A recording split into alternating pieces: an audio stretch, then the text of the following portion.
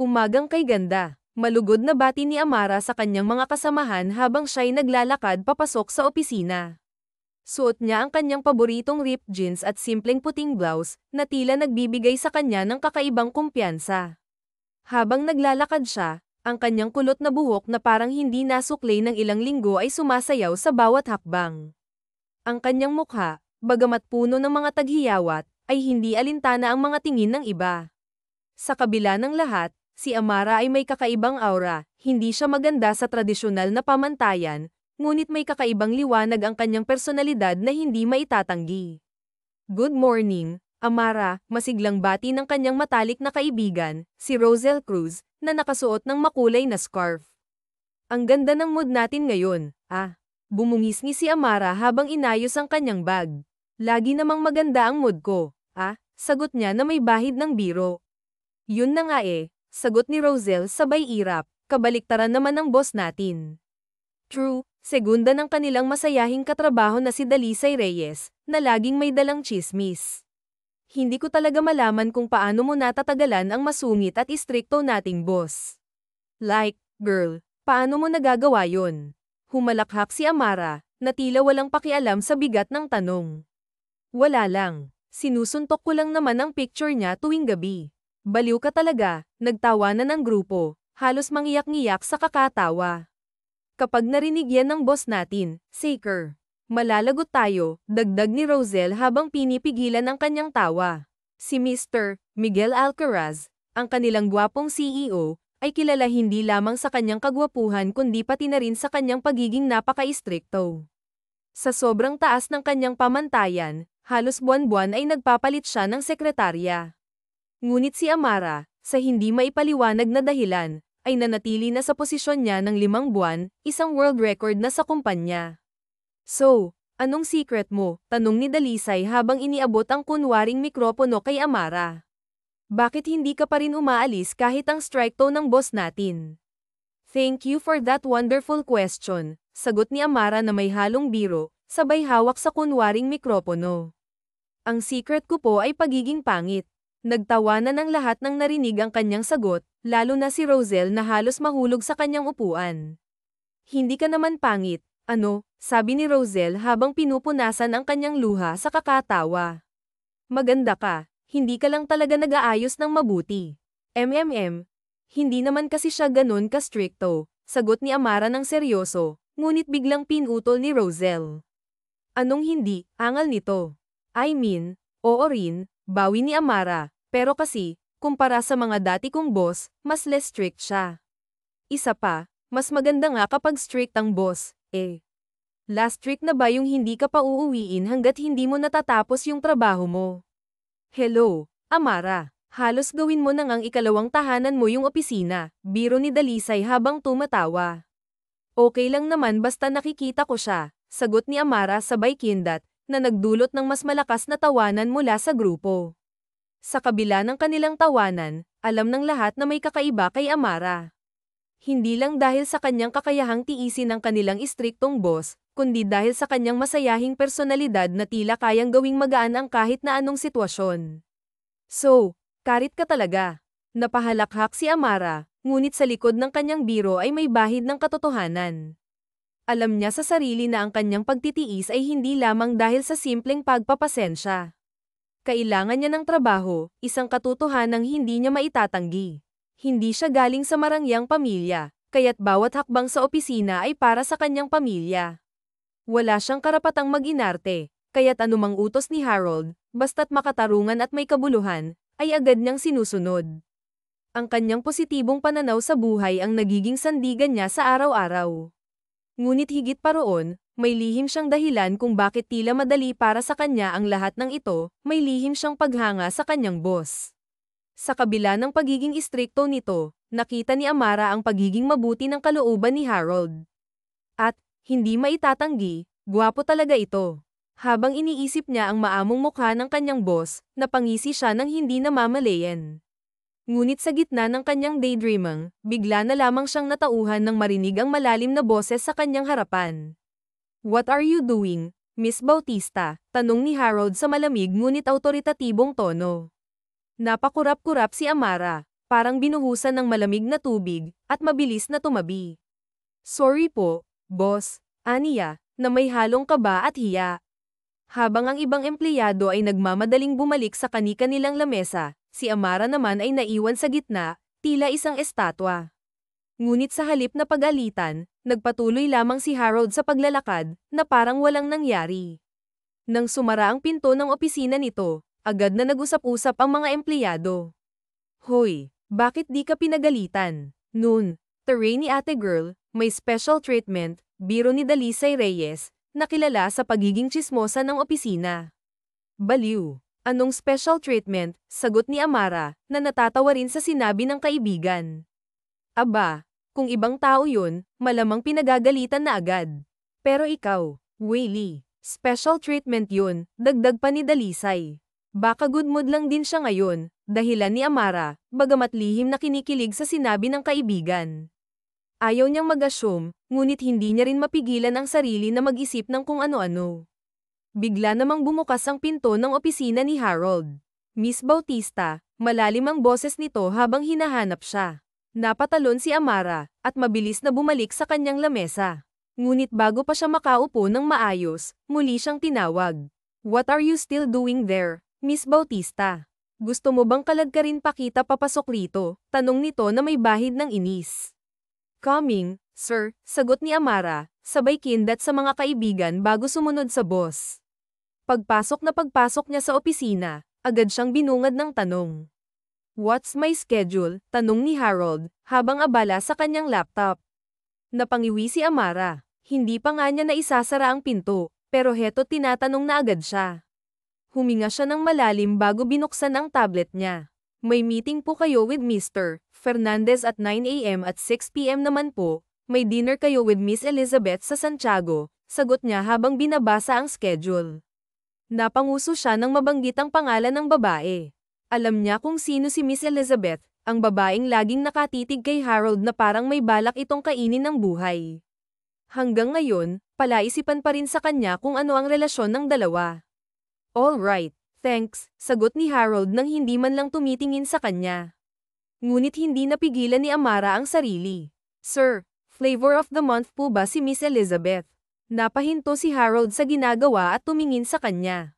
What did you say? Tanong nito, na may bahagyang pag-aangat ng kilay. Napakagatlabi si Amara, tila biglang natauhan. Ha, sir, wala po akong sinasabi. Ngunit seryoso ang tingin ni Harold. I heard you. Don't make me a fool. Flavor of the month. Umiling si Amara. Joke lang po yun, boss.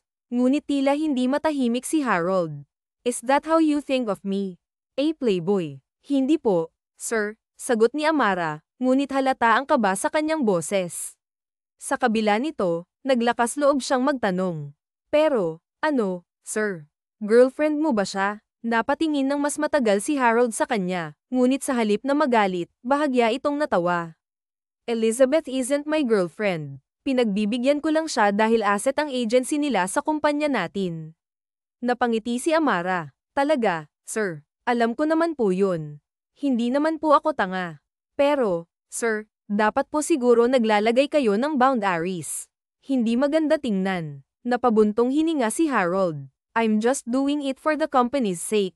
Bagamat kinikilig, pinilit ni Amara na magpaka-professional. Ngunit bago siya lumabas ng opisina, muli siyang sinabihan ni Harold. I need that report by 11:59 p.m. today. All right, kaya ang kaya, boss, sagot ni Amara, sabay saludo. Sa isip niya, kahit anong ipagawa ni Harold, gagawin niya, hindi lang dahil sa trabaho, kundi dahil sa lihim na nararamdaman niya para dito.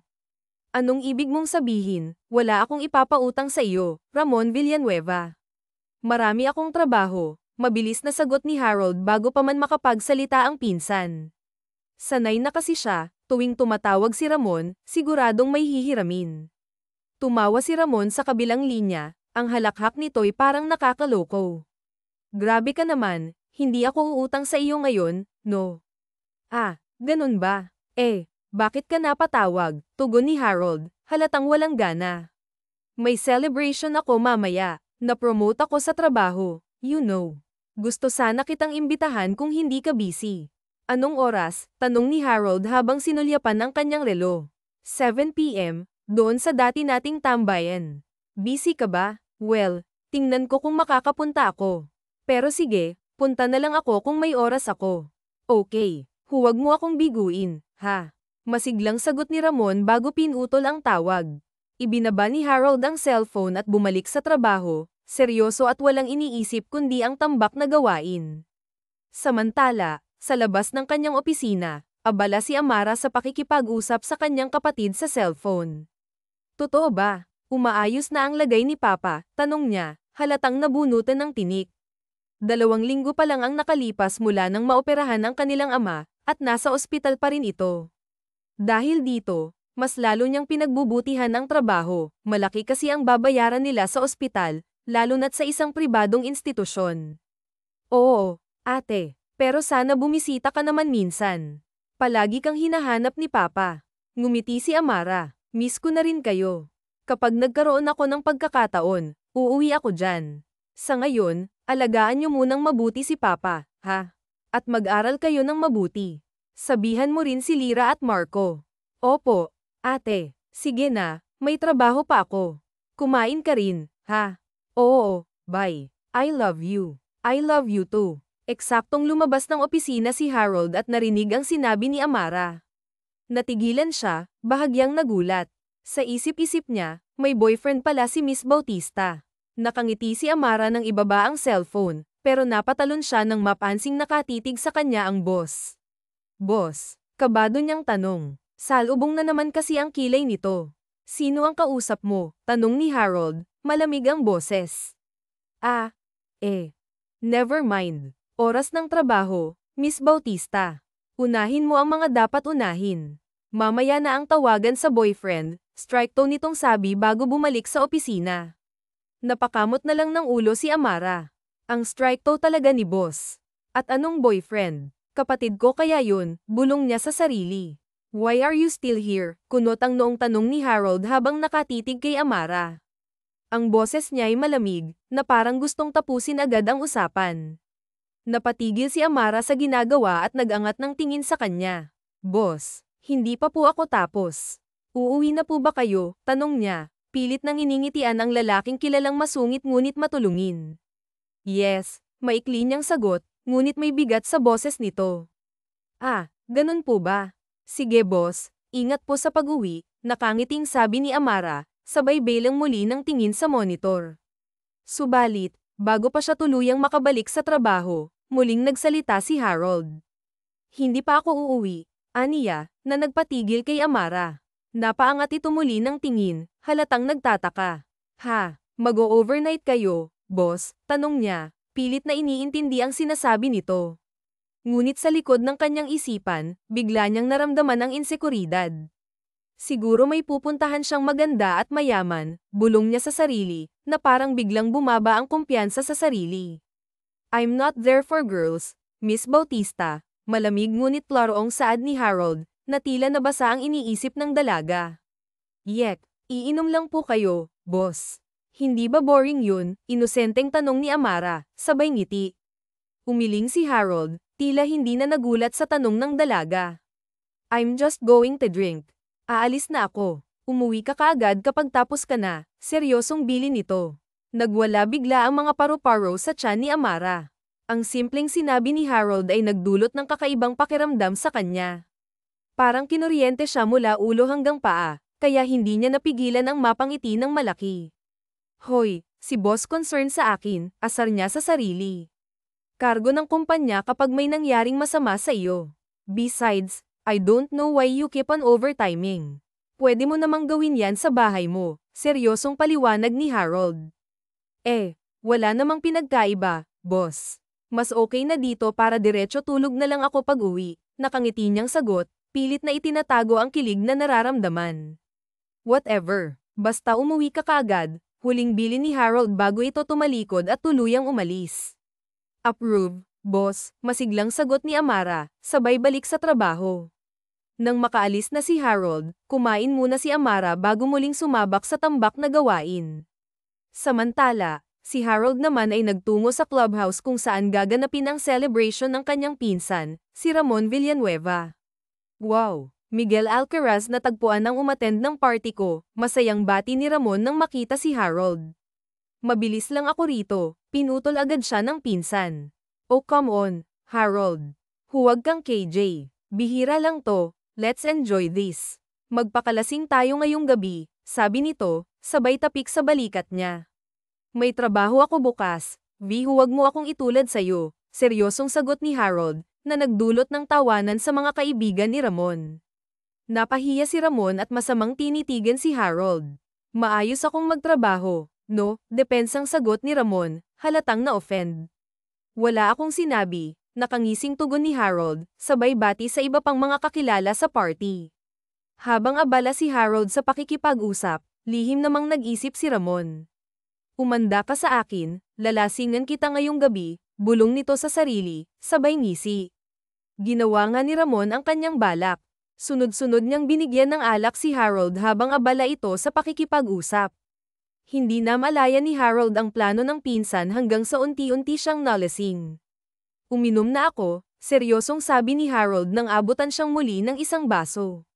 Hindi pa, huwag mo kaming lokohin. You're being unfair, drama ni Ramon, na parang artista sa pelikula. Napatiimbagang si Harold at walang nagawa kundi uminom ulit, lalo na't pinilit din siya ng iba pa nilang kaibigan. Hindi nagtagal, nalasing ng husto si Harold at tumayo na ito. Oh, Harold, where are you going? The party is not yet over, tanong ng isa nilang kaibigan. I'm done, maikli niyang sagot. Nagilty si Ramon nang makita ang sobrang kalasinggan ng pinsan. Ihahatid na kita sa penthouse mo, alok nito. I can manage, putol ni Harold, kahit halatang nahihilo na. You're too drunk, dagdag pa ni Ramon. I said I can manage, madiin niyang sagot bago tuluyang lumabas ng bar. Nag-drive si Harold patungo sa West Corporation, ang kanyang pag-aari. Sa awa ng Diyos, nakarating siya ng ligtas, kahit lasing. Pagdating sa opisina, 9:00 na ng gabi.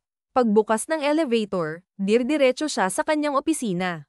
Hindi niya namalaya na naroon pa rin si Amara, na nasa kalagitnaan ng pag-inom ng kape nang makita siya. Boss, nagulat na sambit ni Amara.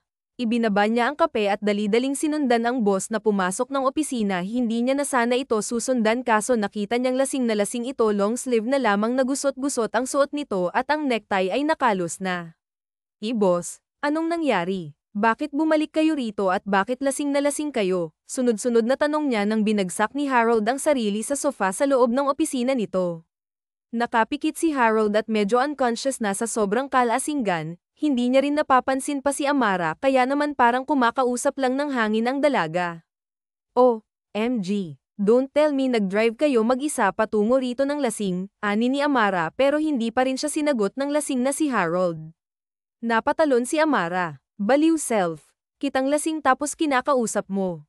Pagkalipas ng ilang sandali ay muli niya lang din kinausap ang kanyang boss, boss, hindi kayo pwedeng matulog rito.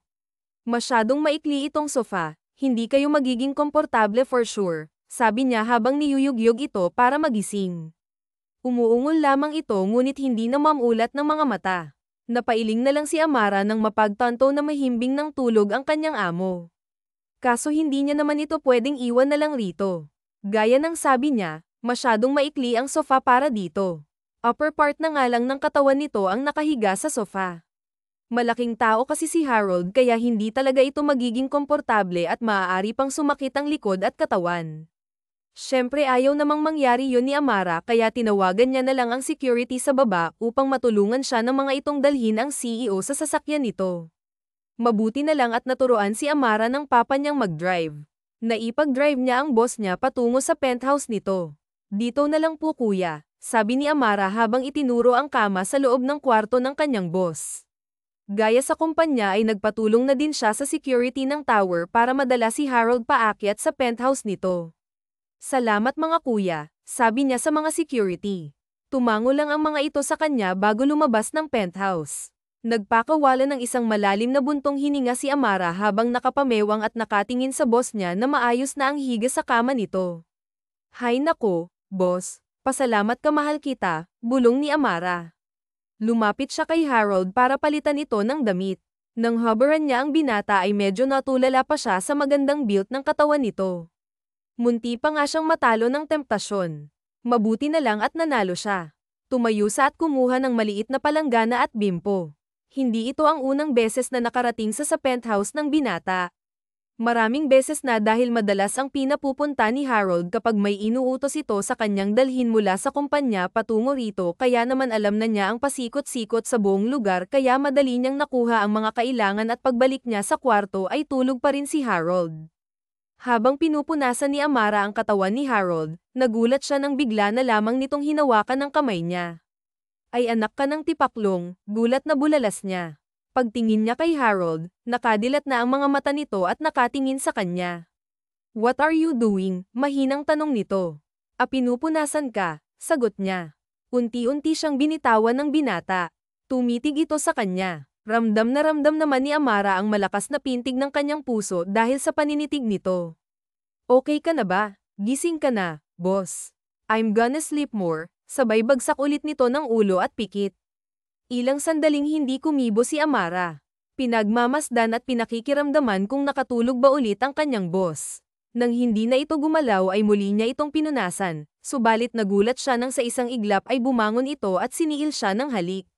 Sir, wika niya sa gitna ng marahas na halik nito.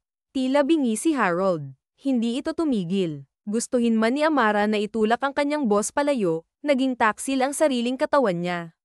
Parang may sariling isip ito. Pumikit ang kanyang mga mata at ang kanyang mga labi ay tumugon sa mainit at nananabik na mga labi ni Harold hanggang sa unti-unti na nga siyang hinuberin ng binata at ang dalawa ay nagpadala na sa init ng kanilang mga katawan. Kinabukasan, masakit ang ulo ni Harold pagkagising. Wala siyang maalala sa mga nangyari kagabi, at kahit hubad siya sa ilalim ng comforter ay hindi siya nagtaka dahil madalas naman siyang hubad talaga kapag natutulog. Hindi nga lang siya sigurado kung paano siya nakauwi. Pero hindi niya na iyon masyadong binigyan pa ng pansin. Naligo na lang siya at nagbihis para pumasok sa trabaho. Good morning, sir, bati ng mga empleyado sa kanya. Good morning, malalim ang boses na sagot niya habang naglalakad at diretso ang tingin pagpunta niya sa floor ng opisina niya. Biglang sumulpot sa harapan niya ang ngiting-ngiting si Amara. Hi, boss. Good morning, masayang bati sa kanya nito. Miss Bautista, good that you're already here. I want you to give my schedule for today, sabi niya nang hindi tumigil sa paglalakad. Nakasunod naman agad si Amara sa likod niya na parang buntot niya ito. Pagpasok nila sa opisina niya ay mabilis niyang hinubad ang suot na coat at niluwagan ang necktie, pero nagulat siya nang lapitan siya ni Amara at tinulungan siyang luwagan ang necktie niya. Natigilan siyang pinagmasdan ang dalaga, naguguluhan sa inaakto nito samantalang malaki naman ang ngiti ni Amara. May kakaiba sa ngiti nito na mas lalong nagpalito kay Harold. Maganda ba ang mood nito? Bakit parang ang weird niya naman? Tanong ni Harold sa kanyang isipan. Ayan, boss, malawak ang ngiti na sabi ni Amara at bahagya pang pinagpaygan ang kanyang dibdib. Napakurap-kurap si Harold. Hindi siya nakaimik. Yung schedule. Kinuha ni Amara ang tablet na nakalapag sa lamesa at binasa na ang schedule ni Harold para sa ngayong araw. Bamantong hininga naman si Harold at naglakad na patungo sa kanyang lamesa. All right, thanks, Miss Bautista, sabi niya matapos sabihin ni Amara ang lahat. No problem, boss. Tumango na lang si Harold. Ini-expect niyang lalabas na si Amara pagkatapos noon ngunit nanatili ang dalaga sa harap niya. May sasabihin ka pa, Miss Bautista, tanong niya. Gusto niyo po ba ng kape? Ipagtitimpla ko po kayo. Maybe later. Breakfast po, boss. Nag-breakfast ka na po. Gusto mo kuhanan kita sa kantin o bilhan pa kita sa labas? I already ate my breakfast, but thanks, matamang sagot niya. Tumango-tango si Amara, pero humirit lang din ito ulit. May ipag-uutos pa po ba kayo sa akin kung ganoon? Tuluyan nang nagtaka si Harold sa inasta ng kanyang sekretarya. Is there anything you want, Miss Bautista? Magpapaalala ba kayo tungkol kagabi? Tanong ni Amara. Kagabi? Bakit? Anong nangyari kagabi? Napakurap-kurap ito. So, hindi mo po naaalala ang... Alin ba? Napasinghap si Amara. Umutang po kayo sa akin ng 500,000 piso. Really? Gulat na bulalas ni Harold. Humagalpak bigla ng pagtawa si Amara. Joke lang, Boss. Ito naman, para namang may 500,000 piso ako. Hindi malaman ni Harold ang tamang reaksyon. Napapailing na lamang siya sa kakulaitan ng dalaga. Buong akala niya ay may nagawang masama rito. Mabuti na lamang ay nagbibiro lang ito. Sige na, magtrabaho na tayo, aniya. Biglang kinilig si Amara nang marinig ang salitang, tayo, sa sinabi nito. Nagwala ang bulate sa kanyang tiyan. Walang maalala ang boss niya at hindi niya alam kung paano sasabihin na may nangyari sa kanila. Siguro hahayaan niya na lang muna na ganoon. Lumabas si Amara, ngunit hindi naman nagtagal, bumalik din agad dala ang kape nito. Boss, ito na po yung kape niyo, malambing na boses ni Amara habang nilalapag ang kape sa lamesa ni Harold. Natigilan ang lalaki at nagtatakang nag-angat ng tingin sa kanya. Hindi naman ako nagpakuha. Sumupil ng matamis ng ngiti ang mga labi ni Amara. Alam ko po, pero sobrang dami nang nainom nyo kagabi. Baka may hangover po kayo. Maganda ng main item ng tiyan nyo, nagbo-buffering ice pa ang dalaga matapos sabihin yun. How did you know I got drunk last night? Nagtataka ang tanong niya. Nagpunta po kayo dito, boss. I did. Pilit inaalala ni Harold kung may nangyaring ang ganon, pero hindi niya talaga maalala. Marahil ay dahil sa labis na kalasinggan. Opo, sa katunayan, ako nga po ang nagdala sa inyo sa penthouse mo, boss, ngiting-ngiting sabi ni Amara kahit sa loob-loob ay kinikilig siya. Is that so? Maraming salamat kung ganoon. Bumantong hininga si Harold. I'm sorry. Naging pasanin pa ako sa'yo kagabi. Nako, boss, wala yun. Nasiyahan pa naman ako eh. Humina ang boses ni Amara sa huling sinabi. Mabilis na napalingon si Harold sa kanya. What did you say? I mean, yung aircon, boss. Sarap sa pakiramdam kagabi. Ang lakas ng aircon ng kwarto mo. Tumitig muna si Harold sa kanya ngunit kalaunan ay unti-unti rin itong tumango. Nakahinga ng maluwag si Amara. By the way, maipapagamot ng tingin si Harold basta you can stay here in the office muna. Hindi pwede, boss. Sasama ako. Sagot ni Amara habang medyo napapa-overthink na iniiwasan na ba siya ng boss niya dahil ba ito sa nangyari kagabi. Hindi ba nito nagustuhan ang nangyari? Pero ang sabi nito wala itong maalala. Pero bakit ganito ito umasta ngayon? Ayaw ni Amara na umiwas sa kanya ang boss pagkatapos ng nangyari kagabi. Mas lalo siyang nahulog dito. Kung dati hindi naman siya baliw sa lalaki, ngayon ay baliw na siya. Naaalala niyang lahat kagabi, ang mainit nitong halik, ang marahang mga haplos, ang itsura nito habang nasasarapan. Nabaliw lalo si Amara dahil doon, kaya ngayon nga ay gusto niya nang makita ang lalaki oras-oras kaya gumagawa na lang siya ng mga alibay para makapasok sa opisina nito at masulyapan ito. Pwede ka namang dito na muna, ani ni Harold. Hala si boss, parang ayaw akong isama, biro ni Amara at kumuha pa. Ayaw naman talaga, sa isip-isip na sabi ni Harold. Type kasi ng matandang si Ginoo Fernando si Amara at hindi yun gusto ni Harold. Hindi rin ito alam ng dalaga. Ang matanda ay may asawa na subalit mahilig pa rin maghanap ng side chick. Tipo nito ngayon ang kanyang sekretarya, kaya mula noon ay hindi na niya gustong isama pa si Amara sa mga lakad niya pagkasama ang matanda. Sama na ako, boss. Sige na, malambing na sabi ni Amara. Amara. Hindi niya na napigil ang sambitin ang pangalan nito dahil nahihila siya sa malambing nitong boses. Mabilis ang tibok ng puso ni Amara at naramdaman niya ang pag-init ng kanyang pisngi nang magtama ang paningin nilang dalawa. Nang magtitigan ay tila ba nagkaroon sila ng sariling mundo. Bumantong hininga si Harold kalaunan. Fine, but always stay beside me. Napangisi si Amara, kinikilig sa sinabi nito. Sumama nga siya kay Harold. Sa kotse ay magkatabi sila sa backseat. Hindi mapakali ang dalaga lalo na't panay pasok sa isipan niya ang nangyari kagabi. What's the matter? Nagtatakang tanong ni Harold.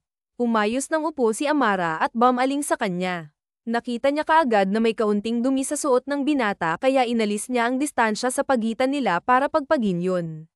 Samantala, nahigit naman ni Harold ang kanyang hininga sa ginawa nito. Bumilis ang tibok ng puso niya at halos magwala ang sistema. Noon pa man ay maalagain na talaga si Amara pero tila may kakaiba talaga sa dalaga ngayon. Mas naging madikit ito na parang clingy. May dumi, sir, bulong ni Amara na naging kaakit-akit sa pandinig ng binata. Napalunok si Harold. Binaling niya ang tingin sa labas ng bintana. Pero hindi yun nagtagal. Nilinggan niya ulit si Amara para lamang mating ilan sobrang lapit bigla ng mukha nila sa isa't isa. Tila gahibla na lamang ng buhok ay maaaring magdikit ang kanilang mga labi. Nanlalaki ang mga mata ni Amara at mabilis na umatras. Sorry, sir, sabi ni Amara at bahagyang tumawa. Tumikim si Harold bagaman namumula ang kanyang buong mukha. It's okay, sir, namumula ka. What? Hindi natigilan si Harold nang lumapit na naman si Amara sa kanya. May sakit ka po? Nag-aalalang tanong nito sa may lapad ng kamay sa kanyang noo. Napaawang ang labi ni Harold. Sobrang lapit na naman nila sa isa't isa. Parang sisubog na ang puso ng binata habang abala ang sekretarya sa pag-check sa kanya ay bumaba ang tingin nito sa mapupulang labi nito. Napalunok si Harold. Doon lang din napansin ni Amara ang ginagawa ng lalaki. Para silang nagmamay-ari ka na sana nang biglang malakas na pram-ino ang sasakyan. Ay anak ka ng kabayo, bulalas ni Amara nang sumubsob siya sa dibdib ni Harold. Shit, Amara, are you okay? Nag-aalalang tanong ni Harold. Nakangiwing umayos ng upo si Amara habang hawak ang matangos niyang ilong. Ang ilong ko? Mahal pa naman ang paggawa ko dito. What? Really? Gulat na tanong ni Harold. Biro lang naman yun ang dalaga pero hindi niya akalaing seseryosohin yun ang boss niya bigla niya tuloy binawi. Joke lang. Natural kaya ang ganda ko, boss. Kumurap-kurap lang ito. Nilinggan ni Amara ang driver. Kuya Reynaldo, bakit naman po bigla-bigla kayong pumpreno? Pasensya na, ma'am, sir. May mga dumaan kasing mga bata, sabay kamot ng driver sa batok nito. Napasimangot si Amara at bumantong hininga. Napangiti naman si Harold at biglang natawa sa reaksyon ng sekretarya. Para sa kanya ang cute-cute nito. Samantalang kaya lang naman sumimangot at bumantong hininga si Amara ay dahil nanghihinayang siya sa halikan sana nila ni Harold. Di bale, mamaya babuelo ako, bulong niya. What did you say? Nilinggan siya ni Harold. Napaayos siya ng upo at umiling-iling. Wala, boss. Sabi ko ang pogi niyo ngayon, sabi niya sa buong ngisi. Ngayon lang mas lumawak ang ngisi ni Amara. Siyempre, araw-araw, boss. Napailing na lamang habang nakangiti si Harold sa kakwelahan ng sekretarya. Pagdating nila sa restaurant ay nauna sila ng 5 minutes kay Ginoo Fernando. Nakatutok agad ang mga mata ng matanda sa sekretarya niya gaya ng kanyang inaasahan kaya ang ginawa niya ay tinatakpan niya na lang si Amara gamit ang katawan niya mula rito. Hi, Miss Bautista. How are you? Malaki ang ngiting bati ni Ginoo Fernando sa kanya. Ngumisi si Amara at bahagyang nagbaw. Ayos lang po, Ginoo Fernando. Sana ay naging maganda po ang nakalipas na linggo para sa inyo. Humalakhak ang matanda. Naging maganda nga, iya. Pero parang mas naging maganda ang linggo ko ngayong nakita kita. Nabitin ang ngiti ng dalaga. Umigting ang panga ni Harold at agad na pumagitna. Take a seat, Ginoo Fernando. Mahaba-haba ang usapan natin ngayon. Humalakhak muli ang matanda bago tumango-tango at naupo. Buong ngiti ni Harold at ni Ginoo Fernando halatang halata ang paulit-ulit na tingin ng matanda kay Amara kaya sa kalagitnaan pa lamang ng usapan ay iritadong-iritado na si Harold. Kalabit na lamang talaga ang pumipigil sa kanya at tatapusin niya na ang usapan subalit kailangan niyang maging professional kahit mukhang hindi naman ganoon ang matandang kaharap niya.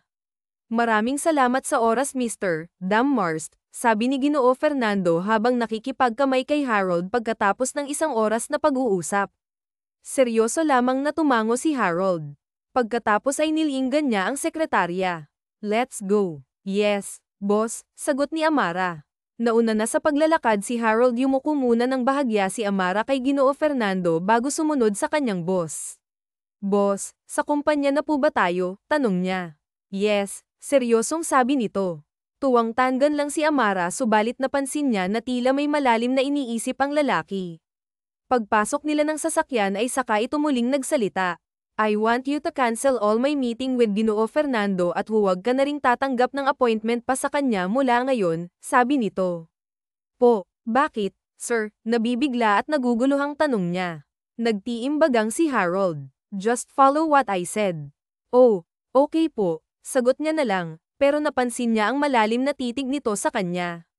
Bakit, boss? May problema ba? How are you? Ha? You're not dumb Amara, alam kong nahahalata mo ang mga malalaswang titigsaw ng geraang na yun, may galit para sa matanda na sabi nito. Nahiya bigla si Amara pero nginitian niya pa rin ang boss niya. Nahahalata mo rin po pala boss, ini-ignore ko na lang, baka magalit ka eh. At bakit naman ako magagalit eh, baka pumudo ko bigla si Ginoo Fernando tapos masira bigla ang meeting nyo, ayoko pang mawalan ng trabaho no. Mas mabuti nga sigurong ginawa mo yun, bulong ni Harold na hindi gaanong narinig. Ni Amara, ano yun, boss? Nothing. Hayaan mo, hindi na ulit makakalapit pa rito ang matandang iyon. Sundin mo na lang ang sinabi ko. Cancel all his appointments with me. Napangiti na lamang si Amara dahil hindi niya alam ang isasagot kapag binuka niya kasi ang bibig niya. Ay, baka tili lamang ang lumabas sa labis na kilig na kanyang nararamdaman. Hindi man kasi nito direktang sinabi, pero pakiramdam niya ay ginagawa yun ng binata para sa kanya. Hindi siya sigurado, ngunit tingin niya ay handa itong huwag tanggapin ang offer ni Ginoo Fernando para lamang sa kapakanan niya. Pagdating tuloy nila sa opisina nito ay panay na naman ang asikaso niya rito. Something's really off with you, hindi na napigil ang sambit ni Harold habang nawiwirduhan siyang pinagmamasdan. Maang-maangan niya habang naglalagay ng coat nito sa coat rack. Humalukip-kip si Harold habang nakatitig sa kanya at nakahilig ng bahagya sa lamesa nito. You're clingy, sabi nito. Napakurap-kurap si Amara at kinabahan bigla. Sorry, boss. Bakit ka nagsusorry? Kasi baka hindi kayo komportable. No, hindi yan ang gusto kong palabasin. Natigilan si Amara. Di ano, boss. Ngumuso si Harold at naglakad palapit sa kanya. Nahigit ng dalaga ang hininga niya, ng ilang dangkal na lamang ang itinira ni Harold sa pagitan nila. Nakatingala siya rito habang nakadungaw ang matangkad at guwapong boss niya sa kanya. I like it, in fact namamaos na bulong nito gamit ang malalim na boses. Napalunok si Amara at naghuramentado sa lalo talaga. Boss, yes, I like it more when you're being clingy to me. Hindi ka nagagalit, no, why would I? Iniling nito ang ulo at may kislap sa mga mata nito. Now tell me, why are you suddenly becoming like that? Dumukwang lalo si Harold na nakatitig diretso sa kanya. Baka hindi ka naman maniwala since hindi mo naman naaalala, nakangusong sabi ni Amara. Kumunat ang noo ni Harold. What do you mean? Did something bad happen? Umiling-iling si Amara at ngumisi. Not bad, good nga Ano nga yun? Is this connected when I got drunk? Oo, sumingkit ang mga mata ni Harold sa kanya. What is it? Enough with the paligoy-ligoy. Sala ni boss ko. Amara, nagbabanta ang boses ni Harold. Oo na, boss, sasabihin ko na, napipilitan ang sabi ni Amara. Kapag kanan ay ngumuso, may nagano tayo, punong-puno ng pag-aabang ni Harold. Uminit ang pisngi ng dalaga at napaiwas ng tingin sa malalim na titig ng boss. May nangyari sa atin, sagot niya nang hindi makatingin ng diretso sa boss niya. Napaawang ang labi ni Harold sa narinig. Come again. May nangyari sa atin, mas buo na ang boses na ulit niya. You mean? Tumango si Amara at sumulyap sa boss habang namumula ang buong mukha. Oo, boss, pero lilinawin ko lang ha. Hindi kita ginapang or kung ano. Ikaw ang unang humalik sa akin. Nadala lang ako. Laglag pa rin ang panga ni Harold. Kinakabahan tuloy muli si Amara. Galit ka ba, boss? Tanong niya. Tila gatilyo iyon kay Harold. Pumikit siya ng mariin at pagdilat ay naguguluhang pinagmasdan ang dalagang hindi mapakali. Are you serious? May nangyari sa atin. Tumango si Amara. Pinilit ba kita? Seryosong tanong nito. Mabilis na umiling ang dalaga. Hindi, boss. Ginasto ko rin yun. Masarap. Gulat na bulalas ng dalaga. Humalakhak si Harold. Just kidding. Hindi pa rin ako makapaniwala.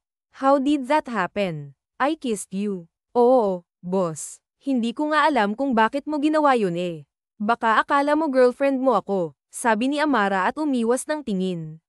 Wala akong girlfriend, sagot niya. Ex-girlfriend. That's impossible. I had an ex 10 years ago. I have gotten over her. Nahihirapang nag-isip ng dahilan si Amara kung bakit ba siya hinalikan ng boss. Teka, bakit ba ako nag-iisip ng dahilan, boss? Hindi ba dapat ako ang nagtatanong at ikaw ang sasagot? Mahinang tumawa si Harold at mas lalo pang lumapit. Dahil gahidlan na lamang ang distansya nila ay napaatras si Amara subalit dead end na sa likod niya. Sobra-sobra ang tensyon sa pagitan nilang dalawa tila ba'y may sarili silang mundo. Boss, nauutal na sambit ni Amara dahil kanina pa ito lapit ng lapit sa kanya. Sa tingin mo ba't kita Ikan, tanong nito. Napipiko ng napakamot ng pisngi si Amara. Hindi ko nga alam, boss. Bakit ba akong pinag-iisip mo? Ikaw nga ang dapat sumagot niyan Muling humalakhak ng mahina ang binata, tila musika naman yun sa tenga ni Amara. May pruweba ka ba na may nangyari sa atin? Tanong bigla ni Haro. Ha, kailangan ba noon? Paano ako maniniwala na may nangyari sa atin din kung wala kang pruba? Giniling ni Harold ang ulo habang nakatingin sa babae. Huwag kang maniwala, gumes si Amara. Hindi naman kita pinipilit Nagulat siya nang biglang dumukwang ang binata at bumulong sa kanyang tenga. Kailangan mo akong pilitin para panagutan ko ang nangyari sa pagitan natin, malanding sabi nito. Naramdaman ni Amara ang pagdaloy ng kuryente sa kanyang katawan dulot ng mainit na hangin mula sa bibig nito na tumama sa kanyang tenga. Boss, ako dapat ang nagfa-flash niya. Pinagkakatuwaan mo lang yata ako No, I'm not. I'm just amused. Hindi ko talaga maalala na may nangyari sa atin. Pero naniniwala ka? Tanong niya. Oo naman, basta ikaw ang nagsabi. Medyo nakakaramdam nga lang ako ng hinayang. Sana naman naalala ko. Ang boss niya. Kung pwede lang talaga tumili ay kanina pa yun ginawa ni Amara. Obvious na nilalandi siya ng boss niya. Kung noong una nagdududa pa siya, ngayon ay hindi na. Napasinghap si Amara nang biglang pagsikop ng binata ang kamay nila. Nang tingnan niya si Harold ay seryoso itong nakatitig sa kanya. Boss, malakas ang tibok ng puso niyang tanong. Umiti si Harold. Let's eat dinner later. Okay. Nauutal pang sagot niya sa kaba. Oh, wait. How about your boyfriend? Boyfriend. You have a boyfriend, right? Wala. Anong boyfriend, boss? Natatawang sabi niya. Kumunat ang noo ni Harold. I heard you talking to him over the phone yesterday. Nag-I love you ka pa nga Ha, sandaling napaisip si Amara kung may kausap ba siya kahapon. Ngunit bukod sa kapatid niya ay wala nang iba. Wala naman akong ibang nakausap kahapon. Kapatid ko lang. Napakurap-kurap si Harold. So you mean kapatid mo yun? Kapatid mo yung kailan mo? Tumango si Amara. Jam. I thought it's your boyfriend. Wala akong boyfriend. Ikaw lang ang gusto ko. Paano kung magkaka-boyfriend? Habang tumatagal ay humihina ang boses ni Amara nang sabihin yun. Namilog ang mga mata ni Harold habang nakatingin kay Amara. You like me? Hindi makapaniwalang sabi nito. Tumango ang dalaga. Oo, matagal na. Hindi ba obvious, boss? Humalakhak si Harold. No, I really thought you had a boyfriend. Sa pangit kong nakangiwing sagot ni Amara. Nawala ang iti ni Harold at sumeryoso. Hey, you're not ugly. Umirap si Amara. Sus, si boss nang bobola pa. Alam ko namang pangit ako. Ang dami ko kayang tigyawat tapos yung buhok ko. Para sa akin hindi ka pangit, seryosong sabi ni Harold. You're beautiful in your own way talaga. Yup, ngumuso si Amara. Hindi naman talaga siya naglo-lockdown sa sarili niya. Kumbaga, alam niya rin naman kasing totoong hindi naman siya maganda dahil sa punong-puno ng tigyawat sa pisngi niya. Subalit minsan talaga ay hindi niya maiwasang makaramdam ng insecurity na sobrang dalang mangyari once in Bron. Huwag na huwag mo nang sasabihing pangit ka ha. You're beautiful, all right. Sabay lagay ni Harold sa takas niyang buhok sa likod ng kanyang tenga. Kung magsalita ito ay tila ba totoong maganda si Amara. Kahit tuloy alam niyang pangit siya mas nagkaroon siya ng confidence. Simula noon ay tila nagbago bigla ang ikot ng mundo nila. Harold, naglalandian na sila to the max. Lalo na kapag walang tao. Hindi nga siya makapaniwala. Hindi niya inaasahan na magiging sweet na niya ang binata pagkatapos malaman na may nangyari sa kanila. Ang inaasahan niya ay magiging mailap ito ngunit kabaliktaran ang nangyari. Anong meron? OMG, huli na yata kami sa chismis. Wika ni Dalisay Reyes kakapasok lang ni Harold sa opisina nito at bago yun nagngitian muna silang dalawa na siyang nakita ni Dalisay Reyes at Rosel Cruz. Anong chismis? Kunwaring tanong niya. Pinanlakihan siya ng mata nito. Sus, Kunwari ka pa. Anong chismis pa ba yung sa inyo ni Sir Harold? Ano yun? Bakit ganon? So totoo pala talaga na parang may something sa inyo. Wala ha. Tatanggi ka pa eh. Kitang-kita naman namin. Bakit kayo maghingitian kung wala? Umamin ka na, Amara. Anong meron? Tanong na rin ni Nika. Umiling-iling si Amara kahit nangingiti na. Wala nga. Bawal na ba magngitian? Hindi yun normal sa boss at empleyado. Anong gusto nyo maghirap kami? Binatukan siya ni Rimbo. Mamimiloso po ka pa. Ano? Ano nga? Wala nga. Sagot niya dahil maging siya ay hindi niya rin alam kung ano ba talaga ang estado nila ng boss niya. Yun tuloy ang gamulo sa utak niya maghapon kung ano na ba talaga sila ni Harold. Naglalandian sila. Sila na ba? Hindi niya malaman kaya naman na magkaroon ng oras diretsahan at kinapalan niya ang mukha ng tanungin nito. Boss? Tanong ko lang, tayo na ba? Naibuga ni Harold ang iniinom na kape sa tanong niya. What? Kako kung tayo na ba? Laglag ang panga ni Harold habang nakatingin sa kanya. Namula tuloy ang pisngi niya sa hiya at gusto niyang magpalamon na lang sa tiles pero tinatagan niya na lang ang sarili. Kasi boss naglalandian tayo pero wala tayong label. Bakit, Amara? Do you flirt with a man who's not your boyfriend? Nagtaas ng kilay si Harold. Pwede, umiling ang lalaki, seryosong nakatingin sa kanya. Me, I don't do that. I only flirt with my girlfriend. Ibig sabihin girlfriend mo ako. Dinilaan ni Harold ang pang-ibabang labi at sumandal sa backrest ng cell chair niya. What do you think? Tanong nito. Napakamot ng pisngi si Amara. Ano nga kasi, boss? Kanina pa ako isip ng isip eh. Yes, Amara, you are my girlfriend and I'm your boyfriend. Akala ko alam mo na rin yung mahinang tumawa si Harold. Well, ikaw lang pala ang nakakaalam, sagot niya. Sige, boss. Pumunta lang talaga ako rito para itanong yun. Babay na ulit Annie. Pagkatapos ay lumabas na ng opisina. Humalakhak si Harold at ngingisi-ngisi. Napailing na lamang si Nobia. Ang cute-cute talaga nito kahit kailan. Kaya nga noon pa siya may lihim na pagtingin dito hindi niya lang maamin-amin noon samantala sa labas ng pinto ay halos tumili si Amara. Sa wakas ay may label na sila. Lumipas pang ilang linggo, mas lalong kumalat ang relasyon nila sa buong kumpanya dahilan upang makaabot ang balita sa ina ni Harold na siyang presidente ng The La Merced Companies. Bigla itong inanyayahan si Amara mag-dinner kaya ganoon na lamang ang kaba ng dalaga. Kilalang strikta ang ginang kaya alam niyang hindi magiging madali ang pagharap niya rito at tama nga siya. 10 milyon. Layuan mo ang anak ko. Yun ang wad na wika ni Ginang Alcaraz sa kanya nang maupo ito sa harapan niya. Ano po? Nagulat na bulalas niya. Mapanghusga ang mga mata nito and pasadahan siya ng tingin.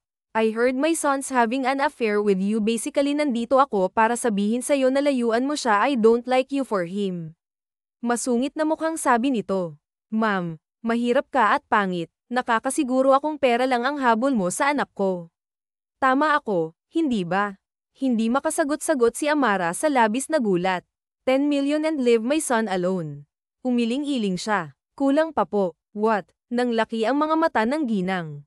Joke, hindi ako nakikipagbiruan. Iya, galit na sabi nito. Okay po, pero mali po kayo nang iniisip. Hindi po ganun ang habol ko kay Boss Harold liar ako sa nito hindi nga po kulit ni Maom pangit ako ma'am pero hindi po ako gold digger mahal ko po si Harold ng walang halong echos at walang katumbas na pera ang makapagpalakas sa kanya kaya hindi ko po matatanggap ang alok nyo. 10 million, miss. It's 10 million. Sabi nito na tila ba hindi niya alam kung gaano kalaki ang perang yun kay 60 million pa yan or 100 million ayoko po seryosong sagot niya pinaliitan siya ng ginang ng mga mata na tila ba hindi ito naniniwala sa sinasabi niya matamis lamang ng witty si Amara pangit po ako alam ko kaya siguro ayaw nyo sa akin para sa anak nyo hindi rin po ako galing sa mayamang angkan pero kaya ko pong mahalin si Harold sa paraang kaya ko na worth it at deserve niya hindi ko po kailangan ng pera kahit buong Pilipinas pa po ang ibigay nyo ma'am sinasabi mo lang yan pero gusto mo ng pera, hindi ba't nasa ospital ang tatay mo? Asap nito na tila ba yun talaga ang pinanghuhugutan nito ng lahat. Matagal na po yun. Magaling na si Papa kaya hindi ko na po kailangan ng pera pero kung ayaw nyo pong maniwala desisyon nyo po yan. Mariing tumitig sa kanya ang Jinem parang ayaw pa rin nung maniwala. Ayaw niya nang makipag-usap dahil nasasaktan na siya kaya tumayo na siya. Excuse me po, May trabaho pa po ako ma'am. Next time na lang po ulit AA, at akmang aalis na subalit ng salita ulit si Mrs. Dammarst, sandali, iya. Nakangusong lumingon si Amara ngunit laging gulat at nagtataka siya na makitang nakangiti na ang ginang sa kanya yung ngiting totoo talaga. I'm sorry sa mga sinabi ko po, prank lang ang lahat kanina, I'm just testing you out kung gaano mo kamahal ang anak ko, kung ipagpapalit mo ba siya sa pera. Nalaglag ang panga ni Amara sa gulat. Frank na hihiyang umiti si Mrs. Dimmer said pasensya ka na, yun lang talaga ang naisip kong gawin upang subukin ka na, tulala si Amara. Natakot ba kita? I'm really sorry, muling sabi ng ina ni Harold. Kinabahan po ako roon ma'am, hindi po ako gold digger, gold lover, pwede pa, mahal ko po si Harold kaya hindi ko po siya peperahan. I know, ngumiti ang ginang sa kanya at hinawakan pa ang mga kamay niya. You don't need to explain again, I heard your sincerity, ear liar, kaya gusto nakita para sanak ko. Namilog ang mga mata ni Amara. Talaga po? Yes, I love your vibe. I actually loved your joke kanina, humahalaklak pa ito. I would probably say the same. Napakamot ng pisngi sa hiya si Amara. Pasensya na po sa joke kong yun, it's okay, I love it. Napangiti si Amara, unti-unting gum on. Ang kanyang loob sa ginang, ang kaninang masungit nitong aura ay nawala at napalitan ng isang masayahing babae. Matagal pa silang nag-usap tungkol sa mga bagay-bagay hanggang sa inaya siya ng ginang na magpunta sa salon.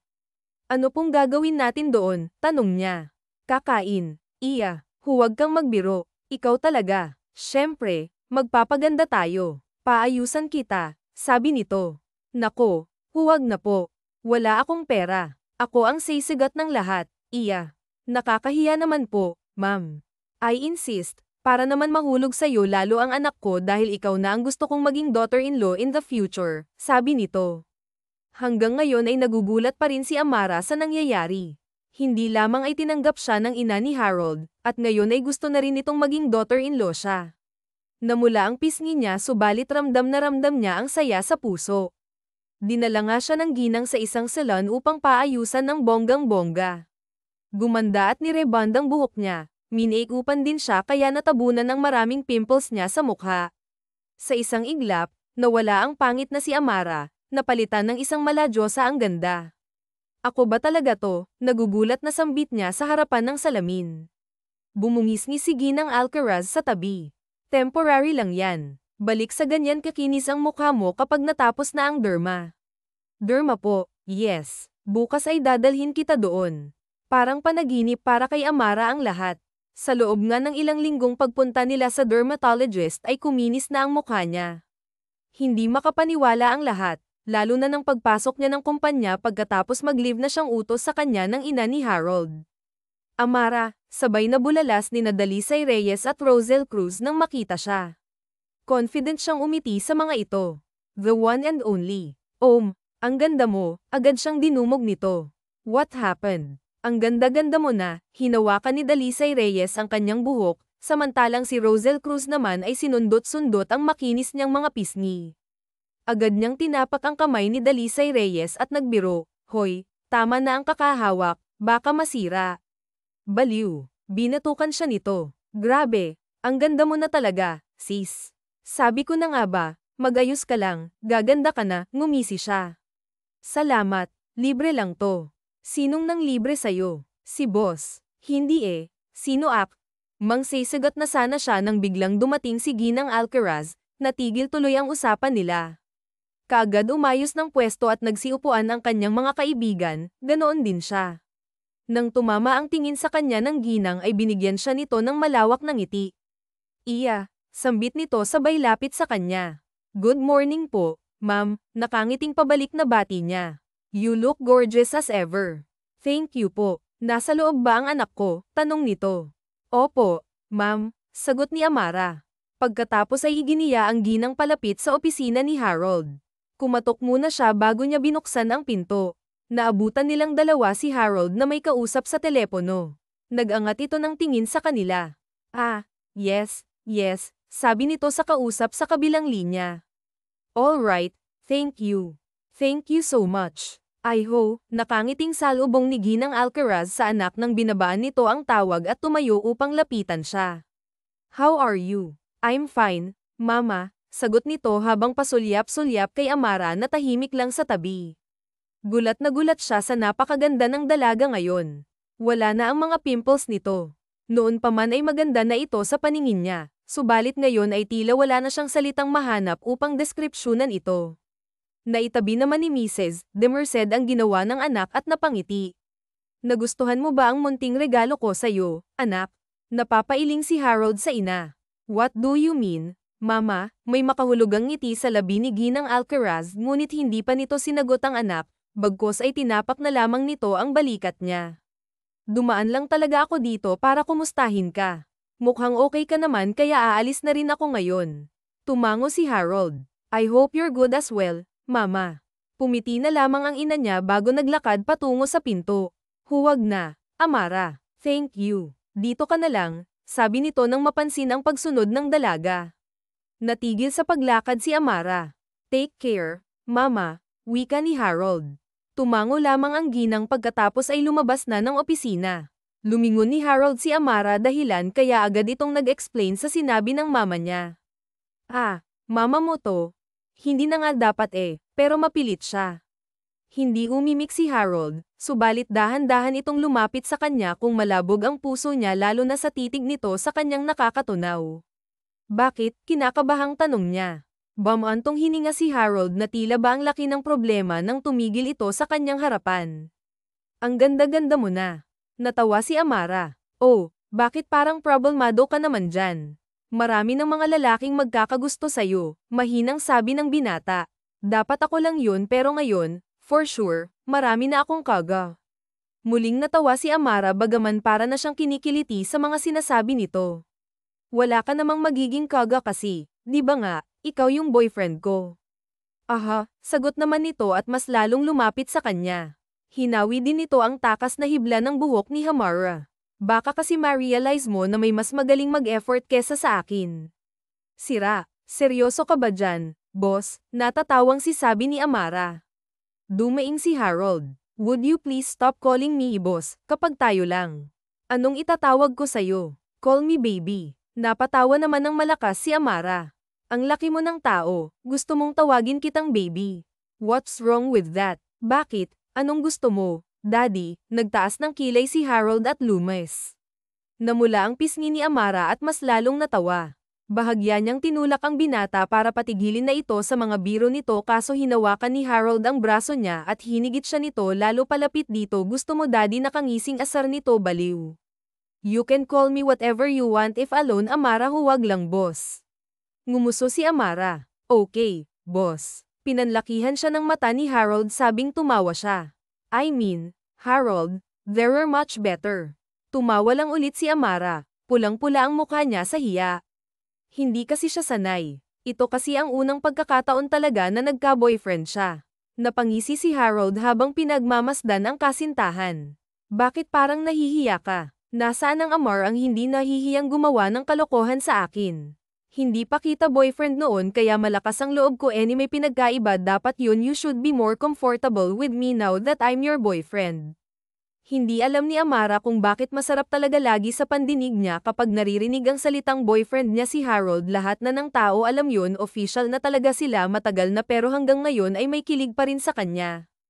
Anyway, tinitigan ni Harold ang kanyang relo. May dinner tayo ngayon na mismo pero hindi pa tapos ang trabaho. Nakakalimutan mo bang ako ang boss dito? Ako ang may hawak ng oras nating dalawa, now let's go. Hinawakan ni Harold ang kamay ni Amara at hinayla palabas ng opisina. Nagsingpan ang mga empleyado na makita ang magkahawak na kamay nila pero hindi yun pinansin ni Harold. Wala itong pakialam samantalang si Amara naman ay pulang-pula ang pisngi pero malawak ang ngiti. Pakiramdam niya talaga naka-jackpot siya ng todo-todo ni sa panaginip ay hindi niya naisip na maaari niyang masungkit ang istrikto nilang boss. Ngayon kinaiinggitan na siya ng lahat. Sinong mag-aakala na ang pangit na tulad niya ang makakakuha ng loob nito? Good morning, sir. Ma'am, nakayukong bati ng isang lalaking nakatayo sa may pintuan ng restaurant pagpasok nila. Reserved table for the second floor, sabi ni Harold. Lumiwanag ang mukha ng lalaki at napasulyap kay Amara bago itong ngiting-ngiting tumango. Dito po tayo, sir. Ma'am, magkahawak kamay na nilakad ng dalawa ang daan patungo sa second floor. Pagdating doon ay nanlalaki ang mga mata ni Amara.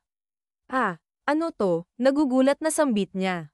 Paano kasi? Napaka-romantic ng datingan ng second floor. Isa lamang ang lamesa na may dalawang magkaharap na upuan, tapos sa paligid nun may mga candle lights ang lamesa at mga upuan ay nasa loob ng heart-shaped na red petal. Uy, ano to? Naiiyak na sambit ni Amara sabay lingon kay Harold na matamis ang ngiting nakatitig sa kanya. Surprise, bulong nito. Bakit may paganito? Do you like it? Tumango-tango si Amara habang naglalandas ang mga luha sa kanyang pisngi. Oo, pero bakit may ganito? Hindi ko naman birthday. Kailangan bang birthday mo para i-surprise kita? Masanay ka na. This is how I'll treat you for the rest of our lives. The rest of our lives. Biglang lumuhad si Harold habang may hawak na nakabukas na box at sa loob nun ay isang diamond ring. Napatakip ng bibig si Amara sa gulat. Harold, nagugulat na bulalas niya. Humiga ng malalim si Harold bago nagsalita. Luning ng Santos, I know kailan lang naging tayo but I want you to know that I've been secretly liking you for months now. I love how jolly and funny you are. I love how you think. I love your gestures and the way you think. You always make the atmosphere lighter for me. Sa ilang linggong magkasama tayo you made me the happiest man alive. I don't know if any woman would make me feel this way. Kaya ngayon Harold naman umiiyak nang sabi ni Amara. Umiti si Harold sa kanya. I know people might think na nagiging padalos-dalos ako ngayon pero kung ang pipiliin ko ngayon I can assure you that I will always choose doing this. Humikbi na si Amara habang pinagmamasdan ang nakaluhod na nobyo. May malamyos na musika ang tumutugtog sa background dahilan para mas maging intimate pa ang dating ng lahat. Luning ng Santos, will you promise to marry me? Kabado ngunit seryosong tanong ni Harold. Titig na titig si Amara sa singsing at hindi agad nakasagot. Kinabahan si Harold dahil doon. Amara, tawag niya. Napakurap-kurap si Amara at nagangat ng tingin sa kanya. Napalunok si Harold. Masyado ba akong naging mabilis? Hindi sira, tinitingnan ko lang yung singsing, baka hindi magkasya sa akin. Nakahinga ng malalim si Harold. Kahit kailan talaga ay kayang pag-aanin ng nobya ang kalooban niya sa kakulaitan ng isip nito. Sinukat ko yan, kakasya yan.